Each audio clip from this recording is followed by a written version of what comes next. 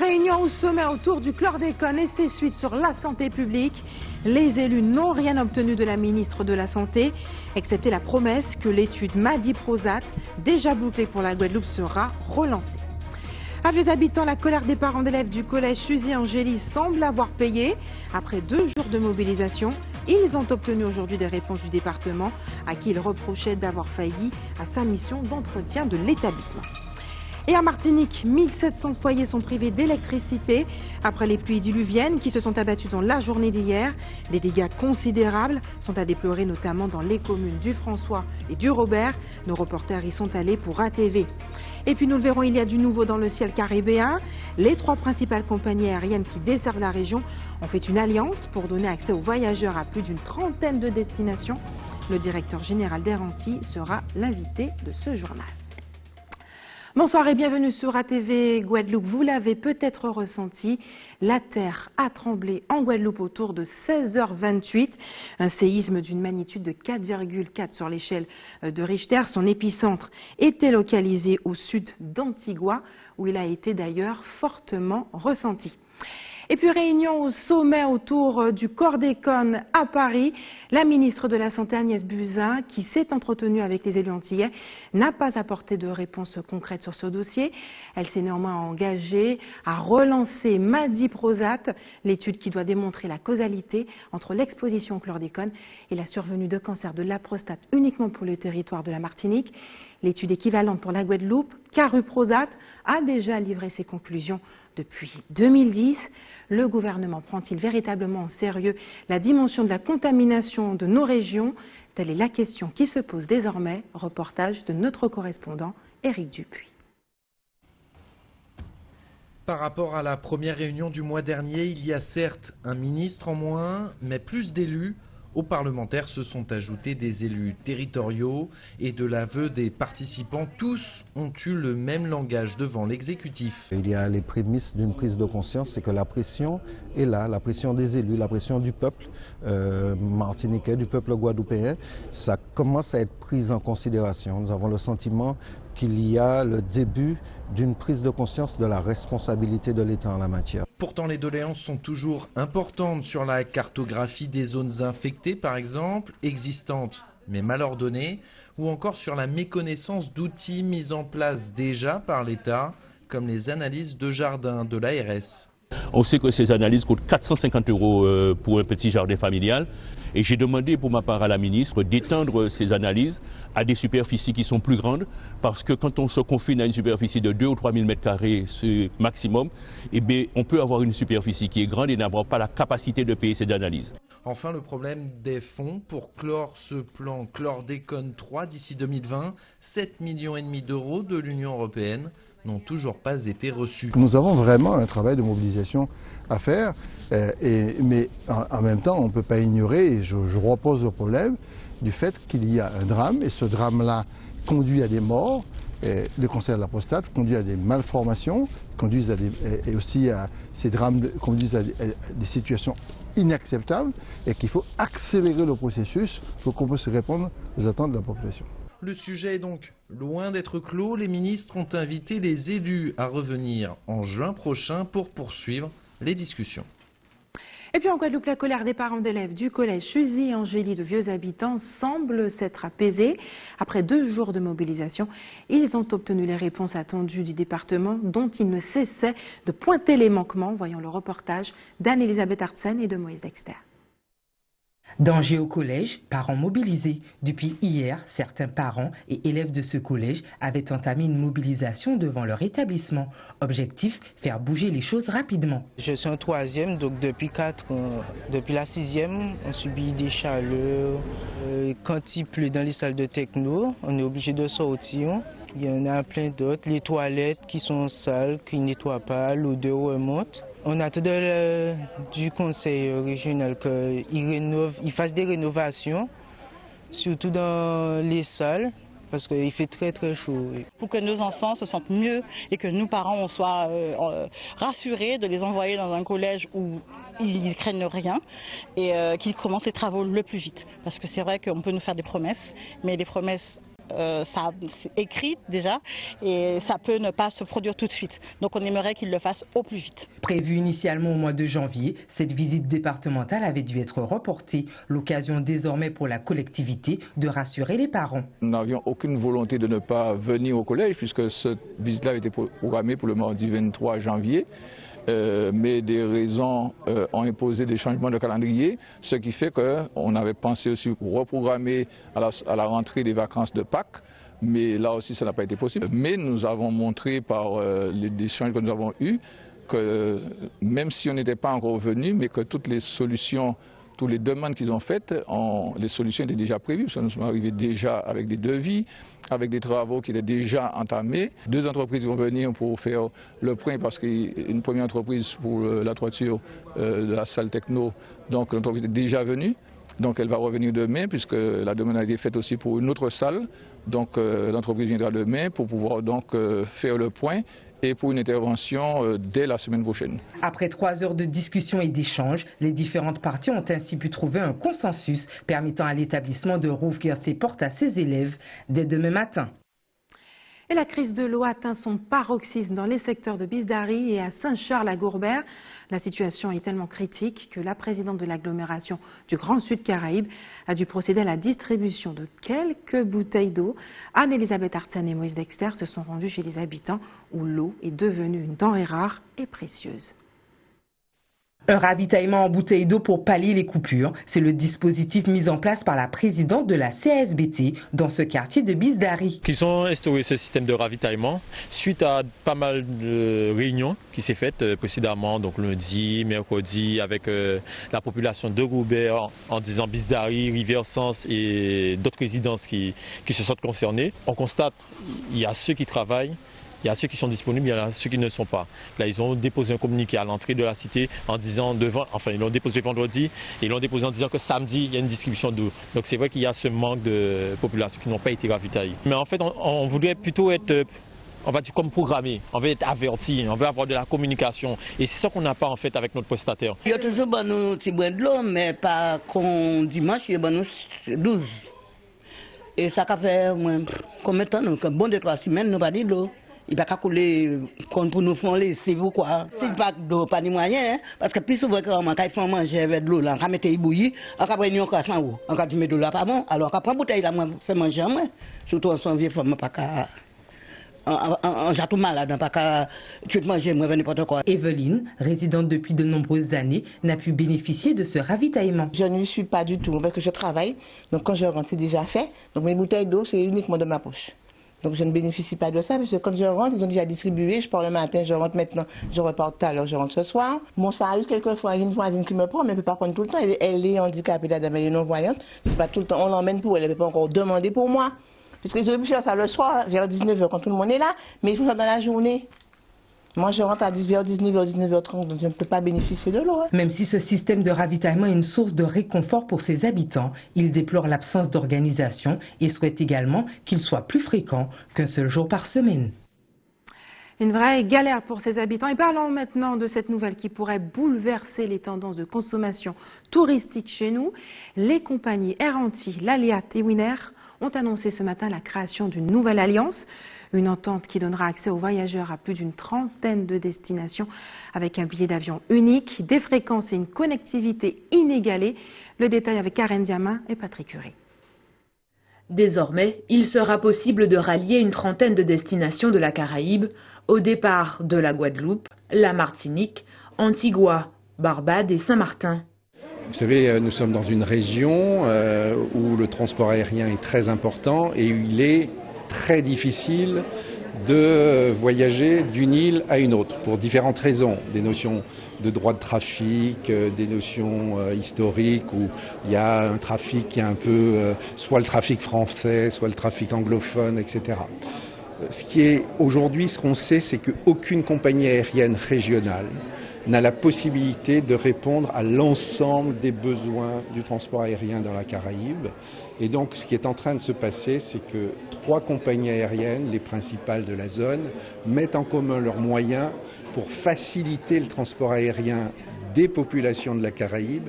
Avec cette nouvelle offre de voyage dans la Caraïbe, le flux aéroportuaire devrait considérablement augmenter, une problématique largement anticipée par la direction de l'aéroport Pôle Caraïbes. Nous, au niveau de l'aéroport, nous avons largement contribué à cette problématique en investissant en 2014 sur la gare régionale. C'est un outil qu'on a conçu avec les compagnies, justement pour pouvoir leur donner l'outil de travail pour développer les relations avec la Caraïbe. Et c'est vrai que cette gare régionale a été conçue pour le trafic de correspondance, pour le fonctionnement en hub. Mais c'est vrai qu'il manquait la partie soft, la partie intelligence. Et cette intelligence-là, c'est grâce à cette plateforme informatique développée par Kay et ses partenaires qu'on a enfin la partie intelligence qui va accompagner l'investissement, la partie hard que nous avons réalisé en 2014. Donc aujourd'hui, c'est un grand jour pour Caire, mais un grand jour aussi pour l'aéroport, pour pouvoir décoller cette fonction d'hub de Guadeloupe Caraïbes de sa gare régionale mis en service en 2014. Carib Sky devrait transporter environ 1,5 million de passagers et représente à peu près 50% du trafic régional dans la Caraïbe. Et pour aller plus loin sur ce sujet, le directeur général d'Air Antilles nous a rejoint sur ce plateau. Bonsoir, merci d'avoir accepté notre invitation ce soir. Il s'agit d'une alliance inédite. C'est la première fois que des compagnies aériennes arrivent à avoir une telle entente. Est-ce qu'il y aura un bénéfice pour les voyageurs? Est-ce que les prix des billets vont être réduits? C'est une des parties, bien sûr, ce qu'on va chercher à faire. D'abord, la première chose qui va être possible pour les voyageurs, c'est d'accéder à l'ensemble des destinations de la Caraïbe. Je rappelle que la Caraïbe, c'est 35 îles, 50 aéroports et aucune compagnie ne dessert toutes ces îles. Et nous, notre ambition, c'est de pouvoir permettre déjà à tous les passagers d'y aller. Donc, offrir à court ou à moyen terme 10, 20, 30, 40 destinations. Ça, c'est une première chose. La deuxième chose, à partir du moment où vous avez un seul billet pour aller d'un point à un autre, forcément, ça coûte moins cher que si vous avez plusieurs billets. Donc, oui, ça va permettre également de faire baisser les billets. Il y a quand même quelque chose d'incroyable dans la Caraïbe. Vous l'avez dit tout à l'heure, on en parlait. Oui. Antigua qui se retrouve à 70 km de la Guadeloupe, son billet est vraiment cher. Comment on explique que ces billets soient aussi chers dans la Caraïbe avec des distances aussi courtes? Il y a un certain nombre d'éléments qui sont à prendre en jeu. Mais il y a un des éléments que l'on a mis en exergue au cours précisément de ce lancement que l'on a eu, qui sont le montant des taxes. Et quand je dis les taxes, je parle des taxes au sens global des taxes. Aujourd'hui, il y a toutes sortes de taxes. Il y a les taxes aéroports qui payent effectivement le service que l'on paye aux aéroports, mais il y a aussi des taxes qui servent souvent à financer soit les collectivités, soit les pays eux-mêmes, soit l'industrie du tourisme, etc., etc. Et ces taxes représentent aujourd'hui plus de 50% du prix du billet. Il y a des billets qui pour sont... Pour la région Caraïbe. Pour la région Caraïbe, absolument. On a cité un exemple assez éloquent d'un billet qui avait été pris pour aller entre deux îles anglophones en passant par des transits. Le billet coûtait $250 et dans les $250, il y avait $180 de taxes. Donc aujourd'hui, on est arrivé à un niveau qui est un niveau absurde et pour lequel il faut trouver des solutions. Aujourd'hui, votre prochain combat est de s'attaquer justement à ces taxes qui sont déterminées, fixées par l'État. Les collectivités elles-mêmes n'auraient pas à y gagner à les réduire. Alors, notre prochain combat, il y en a plein de combats. D'abord, on a lancé une idée qui est extrêmement généreuse. C'est déjà de mettre en place cette idée. Cette idée, ça va prendre 2-3 ans pour le faire. Il faut savoir qu'il y a énormément de chantiers. Je tiens à souligner aussi une chose avant de revenir aux taxes, c'est que ce projet, qui est un projet cher, puisqu'on parle de pratiquement 4,8 millions d'euros, n'aurait pas pu exister sans l'aide et l'appui d'Interreg Caraïbes qui est porté par l'Europe. Interreg Caraïbes nous a aidé à hauteur de 2,2 millions d'euros, donc ça c'est extrêmement important. On va s'attaquer à l'ensemble des secteurs qui aujourd'hui freinent le transport aérien. Et on s'attaquera aussi probablement, au-delà de ce que notre représentation, aux taxes. On le fera. On parle d'une question pratique. Ce dispositif sera mis en place à partir de quand ? Alors, ce n'est pas quelque chose qui va basculer du jour au lendemain. C'est un processus qui est un processus régulier, d'amélioration régulier. Chacune des compagnies va être en mesure de pouvoir vendre à la fois son propre réseau et le réseau des autres. Donc, il suffit de se mettre sur un moment les sites de chacune des compagnies. On verra apparaître peu à peu des nouvelles escales qui seront des escales sur lesquelles nous aurons travaillé et sur lesquelles on aura noué des accords. Donc, aujourd'hui, Air Antilles dessert 18 escales, bientôt on verra qu'une 19e, une 20e, une 21e pour arriver à terme, nous espérons, à pratiquement 35 escales. Sachant que les tests ont déjà débuté ? Les tests ont déjà débuté, il faut savoir qu'on a des problèmes informatiques puisqu'on a des systèmes qui sont différents et il faut qu'ils communiquent entre eux, c'est pas toujours simple. On a des problèmes qui sont des problèmes commerciaux, on a des problèmes qui sont des problèmes financiers qu'il faut régler, on a des problèmes opérationnels. Si jamais un avion est en retard, comment est-ce qu'on fait pour s'occuper du passager? On a des problèmes qui sont des problèmes réglementaires. Le règlement des îles anglaises ne sont pas le même que les îles françaises, il faut résoudre tout ça. Donc tout ça, c'est des chantiers sur lesquels on va travailler en commun. Mais ce qui est formidable, c'est la dynamique et l'envie de toutes les compagnies d'y parvenir. Donc une attente déjà scellée, mais une mise en application qui risque de prendre 6 à 1 an? On a à peu près 2 ans de travail. Mais dans ces 2 ans de travail qui sont devant nous, il y aura des avancées qui seront progressives et assez rapides. Merci d'avoir accepté, en tout cas, d'avoir accepté de répondre à nos questions. Ce soir, le ciel peut réserver des surprises et pas des plus agréables. De fortes pluies se sont abattues sur la Martinique hier toute la journée. On a relevé jusqu'à 279 mm d'eau à certains endroits. Ce matin, le réveil a été difficile pour les habitants, notamment pour ceux de la commune du François, l'une des plus touchées. On regarde le reportage d'Alizé Dutran et de Guy Raphaël René de la TV Martinique. Avant même de pénétrer dans le bourg du François, les épaves de voitures qui jonchent la route attestent de la violence de la montée des eaux hier. Partout, les dégâts sont considérables. Le cœur de la ville a été le plus touché, comme au quartier Saint-Michel, où les riverains ont presque tout perdu. Je ne m'attendais pas du tout à ça. Le frigo de 2 mètres de haut était en train de flotter comme un bateau dans la cuisine. Tout le bas est perdu. Ouais, tout le bas. Moi, je dis pas perdu, hein, tout, voilà. Il n'y a plus rien de bon en bas. À certains endroits, l'eau est montée jusqu'à 1,20 m et en se retirant, a laissé les habitations en piteux état. J'ai demandé aux pompiers s'ils peuvent venir me donner un coup de jet d'eau. Ils m'ont dit d'attendre parce qu'il faut qu'ils fassent tous les communales d'abord. Et ils vont venir. Ils m'ont dit d'attendre, il faut attendre un moment. Je ne peux pas faire. J'ai la dame qui m'aide, mais il faut que j'attende. Et si elle a besoin de partir chez elle, je ne sais pas quoi faire. Juste à côté, on fait avec les moyens du bord pour désengorger les maisons où l'eau stagne encore. Comme la maison est en sous-bas, donc on est obligé de prendre une pelle et d'envoyer de l'eau, de faire sortir avec des seaux et tout, la serpillière pour faire sortir. Donc on fait comme on peut. On va nous héberger quelque part, quoi. Ouais, on pense bien chez une famille, chez quelqu'un. On verra bien. À chaque coin de rue, même paysage de désolation. La majorité des commerces et bâtiments publics ont été ravagés, et notamment les établissements scolaires fermés jusqu'à jeudi. Guy habite juste en face du lycée de la Jetée. Il a failli perdre la vie. J'ai dû lutter avec la porte, avec la pression du courant, parce que l'eau est sortie de là, venant ici aussi. Et puis, j'étais déjà là. Donc quand je suis arrivé, j'ai vu que je ne pouvais pas sortir. J'ai ouvert la porte, je suis parti. Quand je suis arrivé à la barrière dehors là, je voulais aller de l'autre côté. L'eau m'a entraîné. J'ai tenu le truc, je suis revenu. Et puis, je suis revenu sur la barrière et je suis remonté sur le toit de la maison du voisin. C'est là que je me suis réfugié jusqu'à minuit. Les secours et une vingtaine de pompiers sont à pied d'œuvre. Mais la tâche est colossale face à l'ampleur d'un tel phénomène. J'ai vu déjà des inondations pareilles, mais maintenant on en a moins parce qu'il y a des travaux, grâce aux travaux de la mairie et du conseil général à l'époque, on a en amont fait des bassins de décantation, bassins qui amortissent cela. Mais hier, les bassins n'ont pas pu amortir parce qu'il y a eu énormément d'eau et le résultat, c'est que toute la zone basse du bourg a été inondée et fortement inondée. L'heure est aux premières constatations. Il faut maintenant évaluer les dégâts. Pour que le ministère puisse voir si il y a matière à faire une reconnaissance de catastrophe naturelle. Donc on va rentrer après dans des procédures qui sont un petit peu complexes, de dossiers à monter, mais en tous les cas, dans l'immédiat, on a pris toutes les mesures pour que toutes les personnes soient en sécurité ou que l'on trouve des solutions pour elles. 120 familles sont aujourd'hui sinistrées, rien que dans les quartiers centres du François. Le bilan devrait encore s'alourdir. Pour éviter les épidémies, la municipalité a mis à disposition des bennes pour retirer le plus rapidement possible les déchets. De l'eau et des vivres sont également distribués aux familles qui n'ont plus rien. Et puis en Martinique, une pluie de grêlons s'est aussi abattue hier sur l'île. Elle a été observée par des riverains et confirmée par les services de Météo France. Des apparitions rares, mais qui se produisent de temps à autre sur nos régions, comme en mars 2016 sur la commune de Saint-Claude en Guadeloupe. Des grains de glace sous les tropiques, un phénomène qui ne serait pas si anormal que ça. On écoute les explications de Christian Anténor à Bazac face à la caméra d'Yvan Lemar.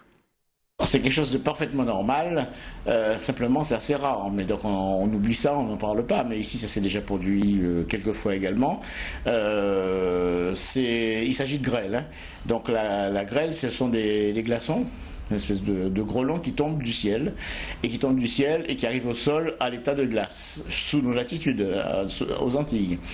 En France, c'est assez facile parce qu'il fait froid en très basse altitude, alors que chez nous, en général, entre les altitudes où on est là maintenant, entre 0 et 5 mm, il fait pas si froid. Par contre, à 5 mm, il fait 0 degré.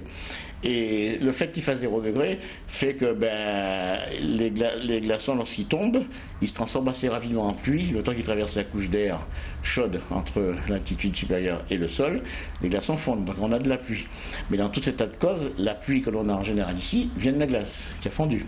Mais lorsque la zone 0 degré, ce qu'on appelle l'isotherme 0 degré, se situe vers les 2-3 000 mètres d'altitude, plutôt 2 000 mètres d'altitude, 3 000 mètres d'altitude, on a un glaçon qui part de cette altitude-là et qui arrive au sol encore intact, encore à l'état de glace. Et c'est ce qui s'est produit là, en Martinique hier, et les années précédentes, je crois 2009 et 1993, mais aussi au 19e siècle, 3 ou 4 fois au 19e siècle, ça s'est déjà produit avec ce phénomène-là. Alors ça arrive effectivement dans la période hivernale, hein, l'hiver de l'hémisphère nord, entre décembre et avril, mars, décembre, avril, dans la mesure où vous avez de l'air froid qui est injecté dans les hautes couches, et nous avons de l'air chaud ici au niveau du sol, et cet air froid mélangé à l'air chaud fait qu'il y a des orages, des gros nuages, et en plus la densité d'air froid est tellement épaisse qu'en fait la zone à 0 degré est très basse, environ 3 000 mètres d'altitude, et ce qui fait que vous avez des glaçons qui se forment, bien entendu, mais qui en arrivant au sol n'arrivent pas à fondre et donc restent encore à l'état solide. Et autre nouvelle presque aussi surprenante, les sargasses qui s'échouent sur les côtes guyanaises ne sont pas toxiques. C'est ce qu'affirme l'Agence régionale de santé guyanaise. Pour autant, la population est invitée à prendre des précautions.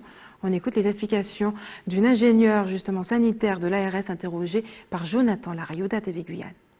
Il ne faut pas confondre les interdictions de baignade qu'il y a eu concernant certaines criques et les plages de Cayenne qui vont avoir une interdiction de baignade également.